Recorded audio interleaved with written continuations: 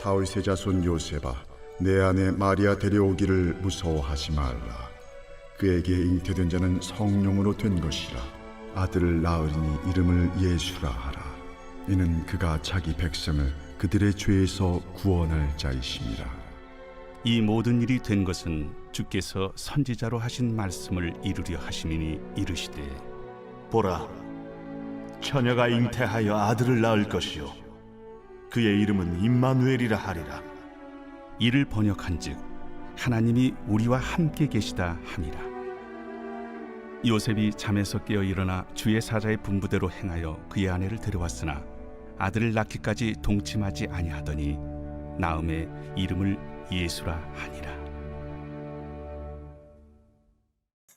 오늘도 주 앞에 나오신 여러분들을 주님의 이름으로 축복합니다. 하나님께서 여러분들의 문제, 또 여러분들의 연약함, 또 지쳐있는 심령들 회복하시고 해결하시고 새롭게 세우시는 역사가 예배를 통해 나타나게 되기를 소원합니다. 우리 온라인으로 예배하시는 여러분들에게도 크신 은총이 함께하기를 축복합니다. 오늘 말씀의 제목은 따라해 볼까요? 함께하는 삶 살아보기. 오늘 예수님처럼 낮아지는 삶 네 번째 마지막 시간으로 함께하는 삶 살아보기라는 제목으로 말씀 살피겠습니다. 송년이 눈앞입니다. 한 해가 열흘도 채 남지 않았습니다. 올해 들어 유난히 저 개인적으로 마지막 삶의 순간을 생각하게 됩니다. 2024년에 장례를 많이 치러서 그런가 보다 생각하고 있습니다. 이상한 건 이 소중한 분들이 곁을 떠났는데 여전히 옆에 계신 것 같습니다. 현실 감각이 떨어져서 그런 것인지 여전히 제 마음에 살아계시고 또 곁에 있는 것처럼 느껴집니다. 어느 날 문득 이러다가 내 순서가 온다 생각하게 되더라고요. 그리 생각하다 보니 문득 떠나고 난 다음에 남겨질 물건들의 마음이 같습니다. 내 떠난 빈자리에 덩그러니 남겨진 내 물건이 참 맞득지 않게 여겨졌어요. 너무 어수선해 보였습니다. 그래서 올 연말에는 짐 정리를 하자 생각했습니다. 인생 뭐 그리 대단한 것도 아닌데 구질구질하게 쌓아놓고 사는 것들이 참 많습니다. 몸도 삶도 더부룩해요. 마음은 홀쭉한데 몸과 삶은 뭔가 구질구질하게 더부룩합니다. 나이가 들수록 짐이 가벼워야 합니다. 문득 떠나면 남은 자리가 깨끗하면 좋겠습니다. 내 사는 동안 쓸 것 다 쓰고 줄 것 다 주고 빈손으로 가면 좋겠습니다. 부질없는 것들 남겨두면 짐이고 추함 아니겠습니까? 비움의 방법은 제각기입니다. 제일 쉬운 것이 버리는 것이죠. 쓰지 않는 물건들은 버리면 됩니다. 그런데 이게 쉽지가 않더라고요. 아깝다는 생각이 듭니다. 가지고 있으면 쓸모가 있지 않을까 생각합니다. 1년에 한 번, 2년에 한 번이라도 쓸까? 이런 생각에 버릴 수가 없어요. 남 주기는 못하고 버리기는 아까워 계속 지니게 됩니다. 그래서 가진 것이 부직입니다. 한 해 막바지에 유품을 정리하는 심정으로 이렇게 뭔가를 버리는데 왜 이렇게 버릴 게 많고 뭐가 대단하다고 그리 아까운지 제 인생이 참 한심했습니다. 어느 날 문득 떠나고 나면 남은 것은 유감이고 가족에게는 슬픔뿐일 텐데 그깟게 뭐가 그리 대단하다고 아쉬운가 그런 생각을 했습니다. 다 버리자. 너무 쟁이지 말자. 지금 쓸 것, 오늘 쓸 것이면 충분하다. 없으면 없는 대로 사는 것도 꽤 폼이 있다. 그렇게 생각합니다. 언제든 떠날 준비가 되어 있어야 합니다. 문득 떠날 때가 되면 가뿐한 마음으로 훌쩍 떠나버릴 수 있도록 그렇게 챙겨두고 싶습니다. 늘 그러면 좋겠습니다. 비움의 다른 방법은 주는 것입니다. 버리기 아까워서 생각하게 되는 다음 방법이 주는 것이죠. 그걸 왜 주느냐고 당근에 얼마라도 받고 팔면 되지 않겠느냐고, 저도 그런 생각을 했던 것 같아요. 그래도 됩니다. 친환경 시대에 얼마라도 남기고 자원 재활용하니 그것도 비움의 주요한 방편입니다. 소중한 것을 주는 것은 선물이라고 하는데 버리기 아까워서 주는 것은 뭐라고 부르면 좋을까요? 생색내기라고 부르면 너무 야박할까요? 좋은 것을 주어야 하는데 이런 것이라도 받아준다면 그저 감사한 마음입니다. 누구에겐가 내 작은 것 하나 주었는데 그것을 소중히 여긴다면 그보다 영광이 어디 있겠습니까?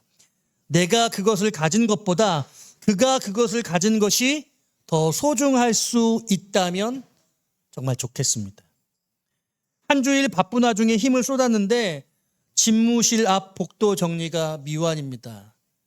여러분 가보시면 아주 멀끔해졌을 거예요. 그런데 아직도 다 정리가 안 됐습니다. 이러다 훌쩍 떠나게 되면 어쩌지 싶습니다. 새해가 되기 전에 꼭 정리를 마무리하려고 합니다.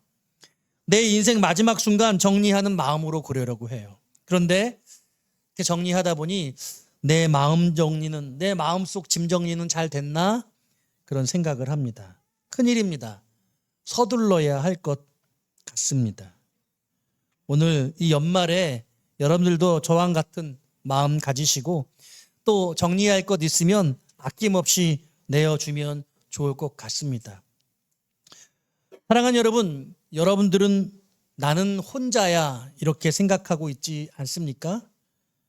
저는 제가 혼자라는 생각을 많이 하는 것 같습니다. 아내도 있고 부모님도 계시고 형제도 있고 또 딸도 있는데 혼자라고 생각하는 경향이 많은 것 같습니다. 감옥에 가면 사람들이 제일 무서워하는 장소가 있죠? 어디일 것 같습니까? 감옥에 가면 제일 무서운 장소. 독방입니다. 독방은 모든 이들로부터 강제적으로 완벽하게 고립되는 공간입니다. 하루 이틀이 아니라 한 달씩, 몇 달씩 그렇게 지내게 된다면 아마 그 고독의 절정을 맛보게 될 것이에요. 혼자 있는 고독감이 얼마나 큰 것인가 우리는 어쩌면 절대적 고독을 느끼지 못했을지도 모르겠습니다. 그러나 죄인된 인간은 하나님으로부터 완전히 고립된 존재가 되었죠. 하나님이 찾으셨는데 스스로 고립을 선택하고 그 공간을 벗어나지 못하는 존재가 인생입니다. 아담아 네가 어디 있느냐 찾으셨잖아요. 스스로 하나님으로부터 떨어진 것이죠. 죄 많은 인생, 불순종한 인생이 하나님 보기가 너무 민망하고 부끄러워서 스스로 혼자됨을 선택한 것. 그래서 그 죄인인 인생들은 내도 모르게 그 죄성으로 말미암아 온몸에 고립감, 고독감, 그 외로움을 존재적으로 가질 수밖에 없습니다. 아무리 사랑하는 사람을 가졌을지라도 외롭습니다. 고독하죠. 그래서 어차피 인생은 혼자라고 생각하는 것 같습니다. 그러나 사랑하는 여러분, 하나님은 전혀 다른 생각을 가지시고 계십니다. 하나님은 우리가 혼자 있는 것을 마음으로 어려워하셨어요. 창세기 2장 18절이죠. 여호와 하나님이 가라사대 사람이 독초하는 것이 좋지 못하니. 혼자 있는 아담을 보니 하나님의 마음이 힘들고 고통스러우셨던 것이죠. 그래서 아내를 주시지 않았습니까? 사실 사랑하는 여러분, 성경에 보니까요, 성경은 쭉 하나님과 함께하고 있는 하나님의 이야기, 함께 하시는 하나님에 대한 이야기라는 것을 알 수 있습니다. 여호수아서 1장 5절에 이런 말씀이 있죠. 내 평생에 능히 너를 대적할 자가 없으리니 내가 모세와 함께 있던 것 같이 너와 함께 있을 것임이라. 이사야 41장이에요. 여러분 잘 아시는 말씀이에요. 두려워하지 말라, 내가 너와 함께 함이라. 놀라지 말라, 나는 내 하나님이 됨이라. 내가 너를 굳세게 하리라. 참으로 너를 도와주리라. 참으로 나의 의로운 오른손으로 너를 붙들리라. 성경은 함께 하나님이 함께 하신다는 내용으로 가득 차 있는 것이죠. 예레미야 1장 19절이에요. 그들이 너를 치나 너를 이기지 못하리니 이는 내가 너와 함께하여 너를 구원할 것임이니라. 우리가 잘 아는 마태복음 28장의 마지막 절 20절에서도 이렇게 말씀하세요. 내가 너희에게 분부한 모든 것을 가르쳐 지키게 하라. 볼지어다 내가 세상 끝날까지 너희와 항상 함께 있으리라. 성경은 하나님이 우리와 함께 하시겠다는 메시지로 가득 차 있어요. 여러분들이 외롭다면, 여러분들이 고독하다면 하나님이 여러분과 함께 계시다는 그 메시지인 이 성경을 깊이 탐독하시기를 바랍니다. 그런데요, 이번에 말씀을 준비하면서 하나님이 우리와 함께 하시지 못한다는 그런 말씀이 있다는 사실, 충격적인 그런 부분이 있다는 사실을 새삼 알게 되었습니다. 창세기 6장 3절이에요. 여호와께서 이르시되 나의 영이 영원히 사람과 함께하지 아니하리니 이는 그들이 육신이 됨이라. 그러나 그들의 날은 120년이 되리라 하시니라. 여호와께서 이르시되 나의 영이신 하나님께서 영원히 사람과 함께하지 않겠다라고 말씀하십니다. 왜? 그들이 육신이 되었기 때문이라고 설명하셨어요. 저는 오늘 이 마태복음 1장의 말씀, 예수님이 이 땅에 우리를 위해서 오신 이 말씀을 가지고 세 가지로 은혜를 나누고 싶은데요. 첫 번째로 나눌 말씀은요. 따라합시다. 육신으로 함께 하신 하나님. 오늘 우리가 이 임마누엘 되신 하나님이 육신으로 우리에게 오셨다는 사실들을 다시 한번 깊이 생각해 보기를 원해요. 요한복음 4장 24절은 하나님은 영이시니 예배하는 자가 영과 진리로 예배할지니라 이렇게 말씀하셨죠. 영으로 함께 하신 아버지가 육신으로 함께 하신 거예요. 아까 말씀드렸던 창세기 6장 3절에서 우리가 육신이 되었기 때문에 영이신 하나님이 우리와 함께 하실 수 없다고 말씀하시고 있지 않습니까? 그러니까 죄인인 인생들은 절대로 영이신 하나님과 함께 할 수 없는 존재라고 말씀하시고 계세요. 그런데 그 영이신 하나님이 하늘에서 함께 하신 하나님이 땅으로 육신으로 함께 하도록 오신 것이죠. 로마서 8장 5절이에요. 육신이 얼마나 심각한 문제를 가지고 있는지 여러분 들어보십시오. 육신을 따르는 자는 육신의 일을, 영을 따르는 자는 영의 일을 생각하나니. 8절입니다. 육신에 있는 자들은 하나님을 기쁘시게 할 수 없느니라. 6절이에요. 육신의 생각은 사망이요 영의 생각은 생명과 평안이니라. 7절입니다. 육신의 생각은 하나님과 원수가 되나니 이는 하나님의 법에 굴복하지 아니할 뿐 아니라 할 수도 없음이라. 그러므로 바울이 그렇게 고백하고 있어요. 우리 주 예수 그리스도로 말미암아 하나님께 감사하리로다. 그런즉 내 자신이 마음으로는 하나님의 법을, 육신으로는 죄의 법을 섬기노라. 우리의 육신은 온갖 세상의 범죄를 가득 추구해서 하나님과 함께할 수 없는 그런 존재인 것이죠. 여러분 어떠세요? 고린도전서 3장 3절이에요. 너희는 아직도 육신에 속한 자로다. 너희 가운데 시기와 분쟁이 있으니 어찌 육신에 속하여 사람을 따라 행함이 아니리요. 예수님이 겟세마네 동산에서 제자들과 함께 기도하시다가 이렇게 말씀하셨죠. 시험에 들지 않게 깨어 기도하라. 마음에는 원이로되 육신이 약하도다. 그런데 우리 예수님께서 이 땅에 육신이 되셔서 오신 것이죠. 하나님이 하늘에서 우리와 함께 하셨지만 성탄은 예수님이 죄 많은 육체의 몸을 입으시고 우리와 함께 하신 사건이라는 것. 여러분 이것을 잊지 마시기를 바라요. 요한복음 1장 14절입니다. 말씀이 육신이 되어 우리 가운데 거하심에 우리가 그의 영광을 보니 아버지의 독생자의 영광이요 은혜와 진리가 충만.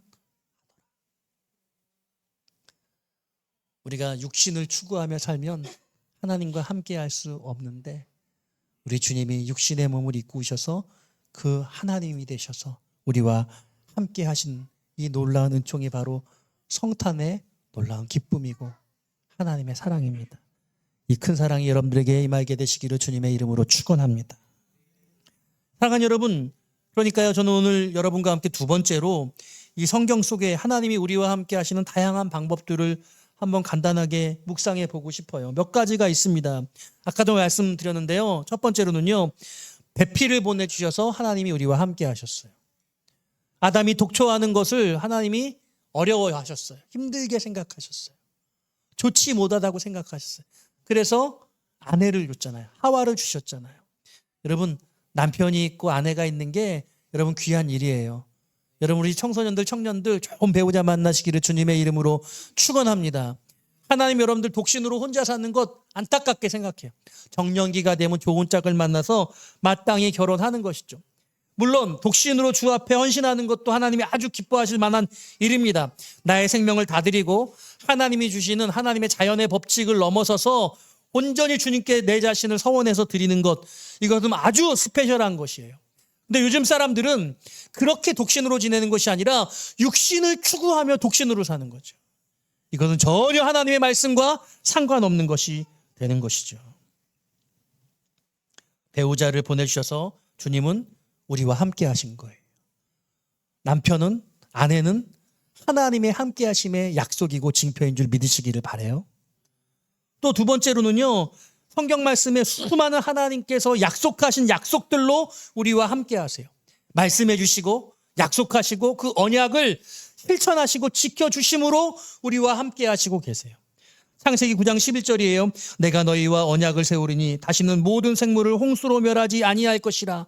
이런 약속을 저와 여러분들에게 하셨어요. 창세기 17장 2절입니다. 내가 내 언약을 나와 너 사이에 두어 너를 크게 번성하게 하리라. 아브라함에게 하셨던 약속이에요. 출애굽기에도 등장합니다. 세계가 다 내게 속하였나니 너희가 내 말을 잘 듣고 내 언약을 지키면 너희는 모든 민족 중에서 내 소유가 되겠고 너희가 내게 대하여 제사장 나라가 되며 거룩한 백성이 되리라. 레위기 26장에도 나옵니다. 내가 야곱과 맺은 내 언약과 이삭과 맺은 내 언약을 기억하며 아브라함과 맺은 내 언약을 기억하고 그 땅을 기억하리라. 신명기 29장이에요. 그런즉 너희는 이 언약의 말씀을 지켜 행하라. 그리하면 너희가 하는 모든 것이 형통하리라. 성경은 저와 여러분들 향한 하나님의 약속들로 충만하게 채워져 있습니다.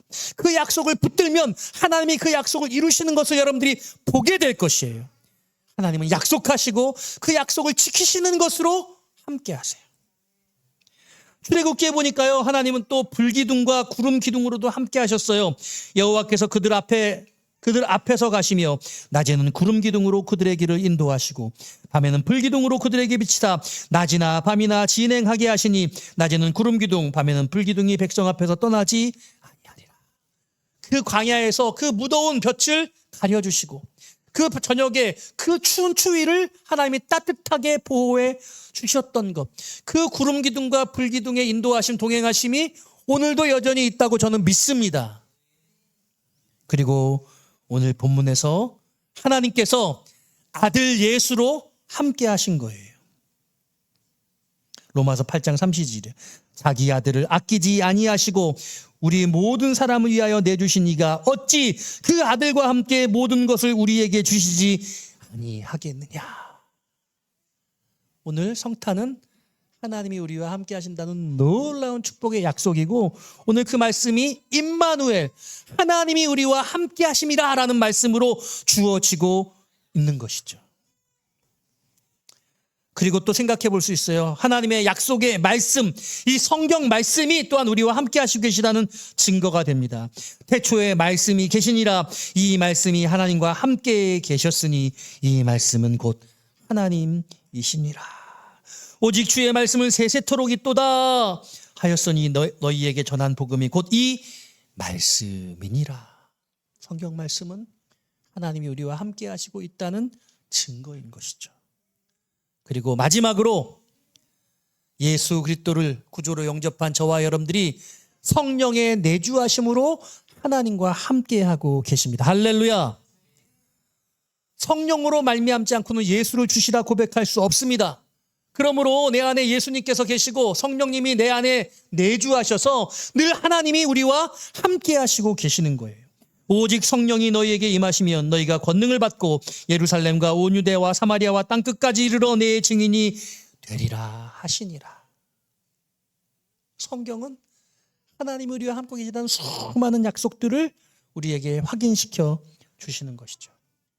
그래서 오늘 제가 여러분께 드리고 싶은 세 번째 메시지는요, 따라합시다. 나를 혼자 내버려 두지 말라. 예. 여러분, 하나님은 한 번도 우리를 혼자 내버려 두신 적이 없으세요. 근데 내가 나를 혼자라고 생각하는 거예요. 하나님은 늘 우리와 함께 하시고 동행하시고 우리를 붙들고 계시는 거예요. 우리가 하나님을 바라보지 않는 순간도, 우리가 하나님을 향해서 등을 돌린 순간도, 하나님의 손을 놓은 그 순간도 하나님은 한 번도 우리의 손을 놓지 않으셨단 말이죠. 그런데 우리가 우리 스스로 내 주변엔 아무도 없다고, 나 혼자뿐이라고 그렇게 여기는 거죠. 왜? 죄로 말미암은, 죄 많은 인생, 아담의 범죄로 말미암아 죄인된 그런 DNA를 갖고 있는 우리가 인생의 순간순간마다 외롭다고 느끼는 거예요. 고독하다는 거예요. 이 문제를 아무와도 상의할 수 없고 오직 나만 해결할 수 있는데 혼자 너무 힘들다는 거죠. 살기가 힘들다는 거예요. 아무도 나를 도와주지 않는다는 거예요. 그와 같은 고독감에 빠지게 되어져요. 그런데 아니에요. 그게 아니라는 거예요. 하나님이 늘 함께 하시고 계시다는 것을 여러분 믿으시기를 바라요. 믿으시기를 바라요. 그래서 혼자 있을 때가 중요해요. 혼자 있는 그 시간을 나만의 시간으로 오롯하게 가지시는 것 참 귀합니다만 하나님이 늘 곁에 있다는 것을 인식하시고 하나님 앞에 내가 혼자 있는 그 시간에 하나님과의 아름다운 시간들, 하나님과의 그 밀실의 공간, 하나님과의 그 여러분 함께 있는 그 가장 소중한 그 시간, 그 시간을 여러분들이 붙드셔야 되는 거예요. 골방의 기도, 여러분 골방이 어딥니까? 여러분들 혼자 있을 때가 골방이에요. 가장 고독하다고 생각하는 내 마음속에 죄인된 인생으로 말미암아 그 고독감이 물밀듯이 물려올 때 나만 오롯 책임져야 되는 그런 문제, 그런데 그 문제를 내가 해결하기를 바라는 것이 아니라 주님이 그 일을 함께 해결해 주시기를 우리가 기대해야 하는 것이거든요. 나도 모르게 주님이 계시지 않은 것처럼 느껴지는 거죠. 아무도 없다고, 나뿐이라고 그렇게 생각하게 되어지는 것이죠. 사랑하는 여러분, 성경에요, 예수님은 어땠는지 아세요? 요한복음 8장 29절에 보니까요, 나를 보내신 이가 나와 함께 하시도다. 나는 항상 그가 기뻐하시는 일을 행함으로 나를 혼자 두지 아니하셨느니라. 예수님이 공생애의 사역을 사시면서 나를 혼자 두지 않으셨다고 그렇게 고백하고 있어요. 그런데 사랑하는 여러분, 잘 들어보세요.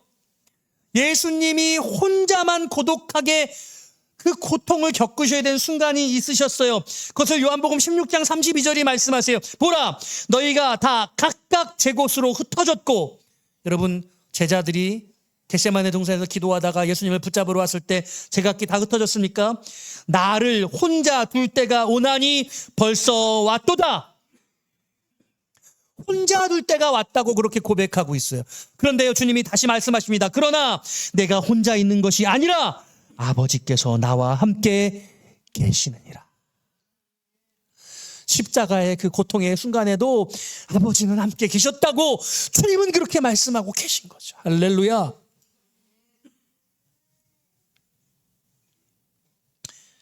민수기 11장 17절이에요. 내가 강림하고 거기서 너와 말하고 내게 임한 영을 그들에게도 임하게 하리니 그들이 너와 함께 백성의 짐을 담당하고 너 혼자 담당하지 아니하리라.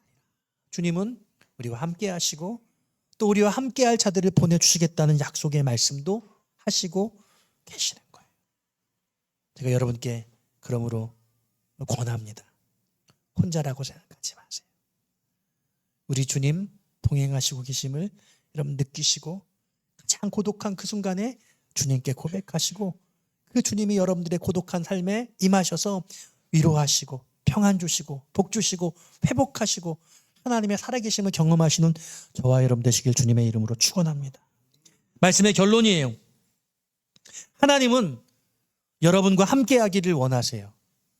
모든 순간에 그러기를 원하고 여러분들이 혼자뿐이라고 생각하는 그 순간마저도 하나님은 동행하고 여러분과 소통하기를 원하시고 계시는 거예요. 저는 이 부분을 두 가지로 여러분께 부탁드리고 싶어요. 삶의 매 순간을 하나님과 함께하는 삶으로 여러분 살아내시기를 바라요. 삶의 매 순간을 하나님과 함께하는 삶으로 살아내 보십시오. 어려워요. 그냥 혼자 있는 시간을 가지고 싶을 때도 있어요.